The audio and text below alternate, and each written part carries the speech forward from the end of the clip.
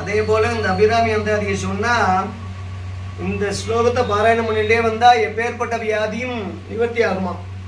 மணியே மணியின் ஒளியே ஜொலிரும் மணி புனைந்த அணியே அணியும் மணிக்கழ எனுகாதவர்க்கு பிணியே பிணிக்கு மருந்தேன் அமரொரு பெருவிருந்தேன் பணியேன் ஒருவரை நின் பத்மவாதம் பணிந்த பின்னே. ஒவ்வொரு நாளும் இந்த ஸ்லோகத்தை மாற்றி மாற்றி மாற்றி மாற்றி சொல்லிட்டு வரதுனால அபிராமியை நினச்சிண்டு திருக்கடியூர் மகா மிருத்யுஞ்சயம் அமிர்தகடேஸ்வரர் நினச்சின்னு சொன்னால் எப்பேற்பட்ட வியாதியும் பூர்ணமாக இருக்குன்னு சொல்லியிருக்கார். இந்த ஸ்லோகத்தை சொல்லி சொல்லி சொல்லி சொல்லி சொல்லி நம்மளுடைய வியாதியெல்லாம் எப்படியெல்லாம் பூர்ணமாக எப்படி கற்பூரம் கரையுதோ அப்படியெல்லாம் கரையுமா. அப்பேற்பட்ட உயர்ந்த ஸ்லோகம்.